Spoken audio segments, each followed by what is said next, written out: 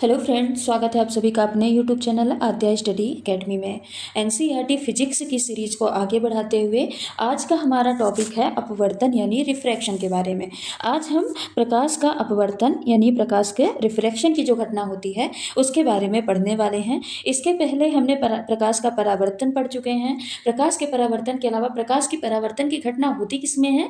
दर्पण में होती है। तो हमने पूरा दर्पण मिरर टॉपिक पढ़ा है कि मिरर क्या होता है। मिरर के अलावा मिरर के प्रकार, दर्पण के प्रकार, जैसे समतल दर्पण के बारे में पढ़े हैं, अवतल दर्पण के बारे में पढ़े हैं। अवतल दर्पण में इमेज का फॉर्मेशन कैसे होता है, प्रतिबिंब की स्थिति क्या होती है, इसके बारे में पढ़े हैं। सेम हमने उत्तल दर्पण के बारे में भी डिटेल में पढ़े हैं। इनका उपयोग कहाँ पे होता है, इनमें प्रतिबिंबों का निर्माण कहाँ पे होता है, प्रतिबिंबों की स्थिति कैसी होती है, इन सब चीज़ों के बारे में हम डिटेल में पिछली क्लासेस में पढ़ चुके हैं। क्लास ज़्यादा बड़ी नहीं रहती हैं, छोटी छोटी क्लासेस रहती हैं, 20 मिनट के अंदर की आपकी क्लास रहती है। लेकिन एक क्लास में हम एक टॉपिक बिल्कुल यहाँ पे दिमाग में बैठा के ही जाते हैं। ये जो एनसीईआरटी की क्लासेस चल रही हैं आपके हर एक एग्जाम के लिए उपयोगी हैं। चाहे कोई एसएससी का एग्जाम आप दे रहे हैं, कोई भी आप रेलवे का एग्जाम दे रहे हैं जहाँ पे साइंस पूछी जा रही है, कोई भी आप टेट एग्जाम दे रहे हैं, स्टेट टेट एग्जाम दे रहे हैं, जैसे एमपी टेट वर्ग 1 वर्ग 2, इनके लिए भी बहुत उपयोगी है। उसके अलावा आप व्यापम का कोई भी एग्जाम दे रहे हैं जहाँ पे आपकी साइंस पूछी जाती है तो ये क्लासेस उसके लिए बहुत उपयोगी क्लास है। तो आप किसी भी एग्जाम की तैयारी कर रहे हैं जहाँ पे साइंस पूछी जा रही, और साइंस में भी आप देखिए हर एक एग्जाम में एनसीईआरटी साइंस पूछी जाती है। तो हर एक एग्जाम के लिए अगर आप किसी भी एग्जाम के लिए तैयारी कर रहे हैं तो ये क्लास आपके लिए बहुत उपयोगी है। इस क्लास में आप शुरू से लेकर लास्ट तक जरूर बने रहिएगा। चलिए स्टार्ट करते हैं आज की अपनी क्लास को। तो अपवर्तन क्या होता है या फिर रिफ्रैक्शन क्या होता है, आज हम ये पढ़ते हैं। तो जब सूर्य से आने वाली प्रकाश की किरण एक माध्यम से दूसरे माध्यम में यानी सघन से विरल माध्यम में प्रवेश करती है तो या तो वह अभिलंब की ओर झुक जाती है या अभिलंब से दूर हट जाती है। इसी घटना को क्या बोलते हैं? अपवर्तन बोलते हैं। परावर्तन में हमने क्या समझा था, थोड़ा सा रिलेट करके पढ़ते चलिएगा। परावर्तन में हमने समझा था कि प्रकाश की किरण आई, सतह से टकरा के उसी माध्यम में उसी कोण से वापस लौट गई। जिस एंगल से आपतित किरण आई थी उसी एंगल से उसी सतह से टकरा के प्रकाश की किरण वापस लौट गई। तो इसको क्या बोलते थे? इसको बोलते थे परावर्तन। इस घटना को क्या बोला जाता था? रिफ्लेक्शन या फिर परावर्तन बोला जाता था। लेकिन अपवर्तन में थोड़ा सा डिफरेंट है। अपवर्तन में क्या है, यहाँ पे माध्यम की आवश्यकता होती है। मान लेते हैं कि ये एक क्या है, सतह है, ऊपर कैसा माध्यम है? ऊपर है विरल माध्यम और नीचे है सघन माध्यम, ठीक है। और ये क्या है? अभिलंब है, ठीक। अब प्रकाश की किरण आई, अब प्रकाश की किरण टकरा के, नहीं टकराती नहीं, देखिए प्रकाश की किरण यहाँ पे आपतित किरण आई आपतित किरण ना। अब इसको कैसे जाना था? इसको ऐसे स्ट्रेट जाना था। लेकिन ये जो प्रकाश की किरण है ये कैसे माध्यम से आई है? विरल माध्यम से, यानी जहाँ पे ओपन माइंडेड लोग रहते हैं, खुला खुला माहौल है, वहाँ से आई। अब वहाँ से अगर ये सघन माध्यम में कंजेस्टेड एरिया में आएगी तो क्या होगी? अभिलंब के पास आ जाएगी। तो प्रकाश की किरण जब विरल माध्यम से सघन माध्यम की ओर आती है तो क्या करती है? अभिलंब के पास आ जाती है। अपने पाथ पे न चलते हुए क्या करती है? अभिलंब के पास आ जाती है, ठीक है। तो ये भी क्या करती है? ये कौन सी घटना है? अपवर्तन की घटना है। एक और यहाँ पे बनता है कंडीशन।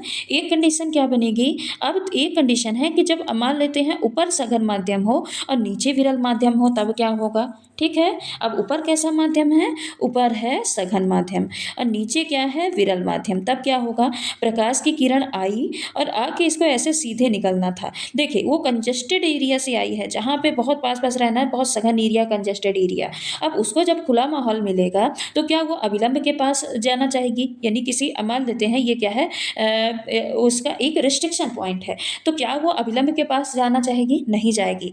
खुला माहौल पाएगी तो क्या करने लग जाएगी? घूमने फिरने लग जाएगी, यानी अभिलंब से वो क्या होगी? दूर हट जाएगी। तो जब प्रकाश की किरण विरल माध्यम से सघन माध्यम में जाती है तो अभिलंब के पास आ जाती है, और जब प्रकाश की किरण सघन माध्यम से विरल माध्यम में जाती है तो क्या है? वो अभिलंब से दूर हट जाती है। और ये दोनों घटना क्या है? दोनों घटना ही प्रकाश की परावर्तन की घटना कहलाती हैं, ठीक है। तो यहाँ पे देखिए आपको एग्जाम्पल भी दे रखा है कि जब सूर्य से आने वाली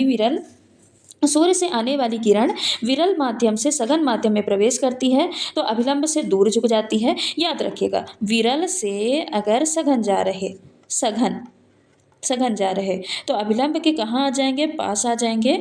और अगर सघन से किरण कहाँ जा रही, विरल माध्यम में जा रही, विरल मतलब खुला खुला दूर दूर, तो ये क्या करेगी, अभिलंब से दूर हट जाएगी। दो कंडीशन आप याद रखिएगा, और दोनों क्या कहलाती हैं, प्रकाश की अपवर्तन की घटना कहलाती हैं।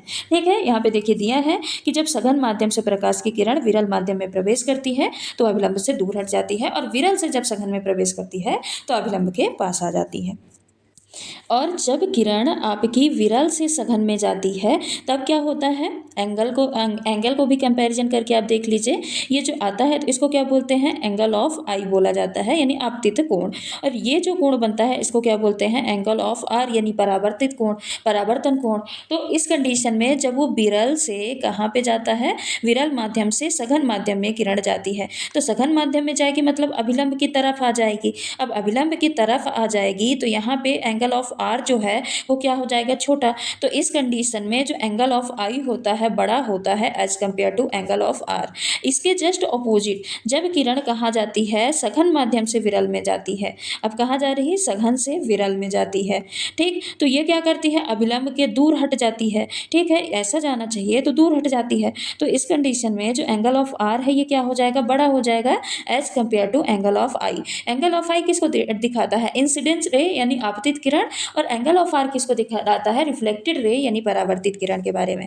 तो इस कंडीशन में अगर हम सघन से विरल किरण जा रही है तो जो एंगल ऑफ आई है ये छोटा होगा किससे, एंगल ऑफ आर से। तो ये आप एंगल का कंपैरिजन भी ध्यान में रखिएगा। अब अपवर्तन का मतलब क्या होता है ये समझिए। तो अपवर्तन मतलब क्या होता है, प्रकाश का विचलन, भ्रम या धोखा, इसी को क्या बोला जाता है, अपवर्तन बोला जाता है। अब अपवर्तन के उदाहरण क्या क्या होते हैं, तो पानी में सिक्के का ऊपर उठा दिखाई देना, यह अपवर्तन की घटना का उदाहरण है। तारों का टिमटिमाना अपवर्तन का उदाहरण है। पानी में डूबी हुई छड़ का मुड़ा हुआ दिखाई देना, छड़ या पेंसिल कोई भी पानी में डूबी हुई है वो हल्की टिल्ट दिखाई देती है, मुड़ी हुई दिखाई देती है, तो ये किस घटना के कारण होती है, ये अपवर्तन की घटना के कारण होती है।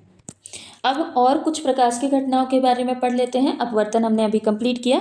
और हाँ, एक चीज़ और ध्यान रखिएगा, जो अपवर्तन की घटना होती है ना, अपवर्तन की घटना किस में देखने को मिलती है, लेंस में देखने को मिलती है। किस में, लेंस में। और परावर्तन की जो घटना होती थी, परावर्तन की घटना किस में होती थी, परावर्तन की घटना होती थी मिरर में या फिर दर्पण में।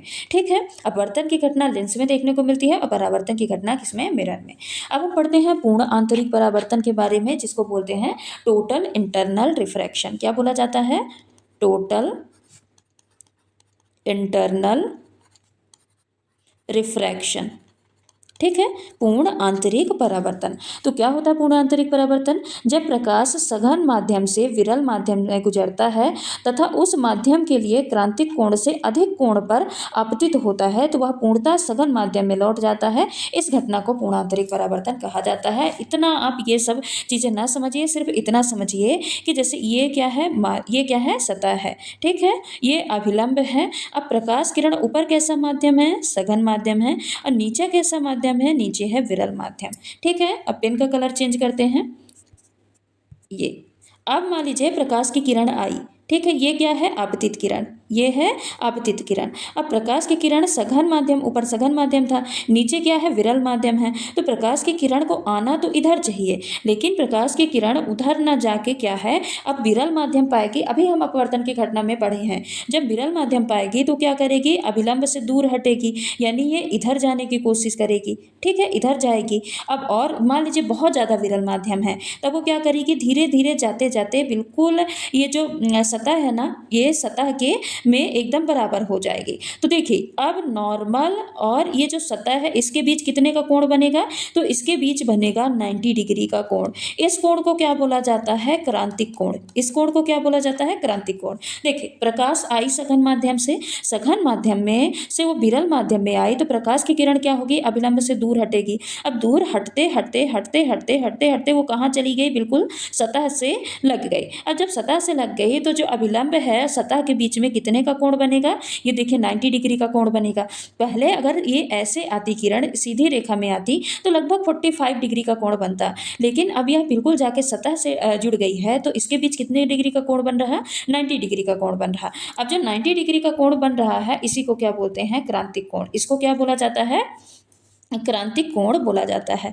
अब मान लीजिए प्रकाश की किरण क्रांतिक कोण को भी पार कर जाए, यानी 90 डिग्री से ऊपर एंगल बनाए। और 90 डिग्री से ऊपर एंगल कब बनाएगी? जब यह जिस माध्यम से आई है उसी माध्यम में लौट जाए।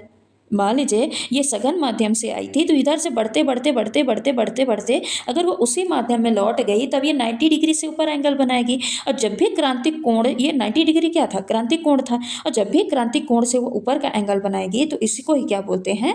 पूर्ण आंतरिक परावर्तन कहा जाता है। यानी कुल मिला के प्रकाश जिस माध्यम से आई, सघन माध्यम से आई थी, वापिस वो विरल माध्यम से होते हुए सघन माध्यम में ही लौट गई, तो इसको ही क्या बोलते हैं? पूर्ण आंतरिक परावर्तन बोलते हैं। ठीक। अब इसमें कुछ आप टर्म याद करिएगा। यानी आई, आई मतलब क्या होता है? आपतित कोण, आपतित किरण। जब आई का मान ज़्यादा बढ़ाते हैं ना तो आर का मान कितना हो जाता है? 90 डिग्री के बराबर हो जाता है। अब जब 90 डिग्री के बराबर होता है तो इसको ही क्या बोलते हैं? क्रांतिक कोण बोलते हैं। क्या बोला जाता है? क्रांतिक कोण बोला जाता है। और जब आर का मान 90 से भी ज़्यादा हो जाता है, 90 डिग्री से जब आर का मान क्या हो जाएगा? ज़्यादा हो जाएगा, तो प्रकाश जिस माध्यम से आई थी उसी माध्यम में लौट जाएगी। इसी को क्या बोलते हैं? पूर्ण आंतरिक परावर्तन बोलते हैं। और पूर्ण आंतरिक परावर्तन की घटना होने के लिए ऊपर कैसा होना चाहिए? सघन माध्यम होना चाहिए। और नीचे कैसा माध्यम होना चाहिए? विरल माध्यम होना चाहिए। यानी प्रकाश की किरण सघन माध्यम से ही आनी चाहिए और विरल माध्यम में ही आनी चाहिए, तभी जाके पूर्ण आंतरिक परावर्तन की घटना होगी। पूर्ण आंतरिक परावर्तन की घटना तब होती है जब प्रकाश की किरण सघन से विरल माध्यम में प्रवेश करे। ये यहाँ पे आपका लिखा भी है। क्लियरली एनसीईआरटी में मेंशन है कि पूर्ण आंतरिक परावर्तन की जो घटना होती है तभी होगी जब प्रकाश की किरण सघन माध्यम से जाए और किधर जाए? विरल माध्यम की ओर जाए। ठीक। पूर्ण आंतरिक परिवर्तन घटना के उदाहरण क्या क्या हो जाएंगे? ऑप्टिकल फाइबर, यानी जो प्रकाशीय तंतु है, ये पूर्ण आंतरिक परिवर्तन की घटना के कारण मतलब इसमें टोटल इंटरनल रिफ्रैक्शन होता है। रेगिस्तान में मृग मरीचिका दिखाई देना, यानी पानी का भ्रम। अब देखिए मृग मरीचिका होते क्या है, ये दिखाई क्यों देता है? ये मतलब ऐसा लगता है कि जैसे वहाँ पे पानी भरा है, पर वहाँ पे एक्चुअली में पानी होता नहीं है। पर ये कैसे होता है? जैसे मान लीजिए जहाँ पे ये ज़्यादातर उसी जगह पे होता है जहाँ पे रेतीली जगह हो और गर्म जगह हो। तो रेत के गर्म होने के कारण, जब रेत क्या हो जाता है? गर्म हो जाता है, तो होने के कारण जो वायु के कण हैं वो कहाँ आते हैं? रेत के संपर्क में आते हैं। अब रेत के संपर्क में जब वो आते हैं तो वो भी क्या हो जाते हैं? वायु के कण भी गर्म हो जाते हैं। जो वायु के कण होते हैं वो भी क्या हो जाते हैं? गर्म हो जाते हैं। और जब वायु के कण गर्म होंगे तो उनकी जो काइनेटिक एनर्जी है वो बढ़ जाएगी। काइनेटिक एनर्जी मतलब समझते हैं? काइनेटिक एनर्जी मतलब कि जो गतिज ऊर्जा है, गतिज ऊर्जा क्या हो जाएगी? बढ़ जाएगी। अब जब गतिज ऊर्जा बढ़ जाएगी तो जो अणु हैं वो कहाँ हैं? नीचे से ऊपर चले जाएंगे। यानी नीचे के जो अणु थे, नीचे के अणु कहाँ चले गए? ऊपर चले गए। अब देखिए मान लीजिए जो अणु हैं वो बराबर मात्रा में ऐसे फैले हैं। ठीक। अब नीचे के भी अणु कहाँ चले गए? ऊपर चले गए। तो ऊपर कैसा माध्यम क्रिएट हो जाएगा? ऊपर सघन माध्यम क्रिएट हो जाएगा कि नहीं हो जाएगा? और नीचे कैसा माध्यम क्रिएट हो जाएगा? विरल माध्यम क्रिएट हो जाएगा। और पूर्ण आंतरिक परावर्तन, अब प्रकाश की किरण आएगी तो कहाँ आएगी? सघन माध्यम से आएगी, विरल माध्यम में कि नहीं आएगी? तो पूर्ण आंतरिक परावर्तन की घटना कब होती है? सघन माध्यम से विरल माध्यम में जब प्रकाश की किरण आए तब होगी। तो ऊपर सघन माध्यम बन जाता है और नीचे विरल माध्यम बन जाता है, जिससे प्रकाश की किरण आती है, पूर्ण आंतरिक परावर्तन की घटना होती है। यानी प्रकाश की किरण क्रांतिक कोण को पास करते हुए वापस उसी माध्यम में चली जाती है जिस माध्यम से वो आई थी। तो उसके कारण से जो इमेज बनती है ना, चीज़ों की इमेज कैसी बनती है, यानी जो प्रतिबिंब बनता है वो उल्टा प्रतिबिंब बनता है, जिसके कारण से हमको पानी भरा हुआ महसूस होता है। इसी को क्या बोलते हैं? इसी को मृग मरीचिका बोला जाता है। इंडोस्कोपी, शरीर के अंदर जो चीज़ें देखने हेतु इंडोस्कोपी का उपयोग किया जाता है। इसमें भी टोटल इंटरनल रिफ्रैक्शन होता है। हीरे का चमकना भी पूर्ण आंतरिक परावर्तन का उदाहरण है। टूटे हुए कांच का हिस्सा चमकना भी किसका उदाहरण है? पूर्ण आंतरिक परावर्तन का उदाहरण होता है। क्रांतिक कोण के बारे में अब भी हम पढ़ चुके हैं कि जब प्रकाश की किरण सघन माध्यम से विरल माध्यम में आती है, कहाँ से? सघन से। कहाँ पे आती है? विरल माध्यम में। तो जो आपतित किरण है ऐसे सीधे जाना चाहिए, सीधे न जाके वो क्या करती हैं? अभिलंब से दूर हटने लगती हैं। अभिलंब से दूर हटते हटते एक समय आता है जब वो बिल्कुल जाके सतह के बराबर में आ जाती हैं। तो अभिलंब और सतह के बीच में जो 90 डिग्री का कोण बनता है, इसको ही क्या बोलते हैं? क्रांतिक कोण बोला जाता है। तो आपतित कोण के विशेष मान पर जब परावर्तित किरण 90 डिग्री का कोण बनाती है तो इस घटना को क्रांतिक कोण कहते हैं। इसके कारण वस्तु में एक विशेष चमक पैदा होती है। एग्जाम्पल के तौर पे हीरे का चमकना क्रांतिक कोण का सबसे कम होता है। मतलब यहाँ हीरे का चमकना क्रांतिक कोण का उदाहरण है, और क्रांतिक कोण सबसे कम कहाँ पे होता है? हीरे में होता है। ठीक है। अब अगला हम पढ़ते हैं विवर्तन के बारे में। विवर्तन क्या होता है? विवर्तन का अर्थ होता है मुड़ना। जब प्रकाश की किरण किसी वस्तु से टकराती है और टकराने के बाद वह मुड़ जाती है तो इसको क्या बोलते हैं? विवर्तन। जैसे प्रकाश का नुकीली सतह से अपनी दिशा बदल देना विवर्तन कहलाता है। देखिए, विवर्तन मतलब क्या होता है कि जब परछाई ना बने। विवर्तन मतलब क्या है? परछाई कब बनती है? जैसे मान लीजिए ये कोई वस्तु है, अब प्रकाश की किरण आई, इससे टकराने के बाद वो मुड़ नहीं पाई, लेकिन इससे पार भी नहीं हो पाई, ना पार हुई ना मुड़ी, तब जाके क्या करेगी? शैडो का निर्माण करेगी, परछाई का निर्माण करेगी। लेकिन विवर्तन की घटना क्या होती है कि मान लेते हैं ये कोई नुकीली सतह है, ये कोई नुकीली सतह है, प्रकाश की किरण यहाँ से आई, तिरछी टकराई और टकरा के वो अपने मार्ग से क्या हो गई? विचलित हो गई, मुड़ गई किसी भी डायरेक्शन में, तो इसको क्या बोलते हैं? विवर्तन की घटना, प्रकाश का विवर्तन की घटना बोलते हैं। अब प्रकाश का नुकीली सतह से टकरा के अपनी दिशा को बदल देना क्या कहलाता है? विवर्तन कहलाता है। इसी कारण से सुई की नोक की परछाई कभी नहीं बनती। परछाई कब बनती है? जिससे प्रकाश टकरा कर रुक जाता है, मुड़ नहीं पाता है, तब परछाई बनती है। तो जो सुई की नुकीली पार्ट है उससे प्रकाश टकराया, अब टकरा के न पार हो पाया न रुक पाया, सतह से टकराया, टकरा के अपनी दिशा बदल लिया, यानी इस नोक से, पतला नोक है, इससे टकराया, टकरा के अपने मार्ग से विचलित हो गया, तो इसको ही क्या बोलते हैं? विवर्तन की घटना बोलते हैं। जैसे सबसे छोटी परछाई कब बनती है? 21 जून को, और सबसे बड़ी परछाई कब बनती है? 22 दिसंबर को बनती है। अब व्यतिकरण और ध्रुवण भी पढ़ लेते हैं, उसके बाद आज की क्लास को हम समाप्त कर देंगे और फिर अगली क्लास में हम लेंस पढ़ेंगे। लेंस पढ़ने के बाद हमारा लाइट टॉपिक कंप्लीट हो जाएगा। व्यतिकरण क्या होता है? व्यतिकरण क्या होता है? जब समान आवृत्ति, ये ध्यान रखिएगा, समान आवृत्ति और आयाम, जब दो वस्तुओं का आवृत्ति भी समान हो और आयाम समान हो, कि तरंग किसी माध्यम में प्रवेश करती है, जैसे पानी पर मिट्टी का, तेल या साबुन का घोल, तो यह क्या करती हैं? अलग अलग रंगों में विभक्त ना होकर के एक ही स्थान पे कई सारे रंग को दिखाती हैं, तो इसको ही क्या बोलते हैं? व्यतिकरण की घटना बोली जाती है। और ध्रुवण क्या होता है? सूर्य से आने वाली प्रकाश की किरण सीधी रेखा में गमन करती हैं और वे जब किसी वस्तु से टकराती हैं तो चकाचौंध उत्पन्न करती हैं, अर्थात चकाचौंध की इस घटना को क्या बोलते हैं? ध्रुवण बोलते हैं। एग्जाम्पल के तौर पे अगर आप डेली यूज का एग्जाम्पल समझें तो आप देखिए, जब तेज धूप हो ना, कोई आप स्टील का बर्तन रखिए, लोहे का बर्तन रखिए, तो देखिए प्रकाश की किरण उससे टकरा के कितना ज़्यादा चमक उत्पन्न करती है, कितना ज़्यादा ऐसे साइन चमक होता है ना, आंख बंद हो जाती है, तो इसको ही क्या बोलते हैं? इसको ही ध्रुवण की घटना या पोलराइजेशन की घटना कहते हैं। तो जब प्रकाश की किरण चकाचौंध जो उत्पन्न करती है ना, इसको क्या बोलते हैं? ध्रुवण बोलते हैं। इससे ही बचने के लिए धूप के चश्मे और गाड़ी में ब्लैक फिल्म यानी कांच पर लगाई जाती है, तो ये क्या कहलाता है? ध्रुवण कहलाता है। आज की क्लास में हमने क्या पढ़ा? आज की क्लास में हमने अपवर्तन पढ़ा, पूर्ण आंतरिक परावर्तन पढ़ा, क्रांतिक कोण क्या होता है, विवर्तन क्या होता है, व्यतिकरण और ध्रुवण, 5-6 चीजें हमने आज की क्लास में कंप्लीट की है। कल की क्लास में हम पढ़ेंगे लेंस के बारे में, ठीक है? उत्तल लेंस और अवतल लेंस के बारे में हम डिटेल में कल की क्लास में पढ़ने वाले हैं। आज की क्लास को यहीं पे समाप्त करते हैं, मिलते हैं अगले वीडियो पे। अगर आप चैनल पे नए हैं तो सब्सक्राइब कर लीजिएगा, वीडियो को लाइक कर दीजिएगा और नई वीडियो का नोटिफिकेशन पाने के लिए बेल आइकन को जरूर प्रेस करिएगा। धन्यवाद।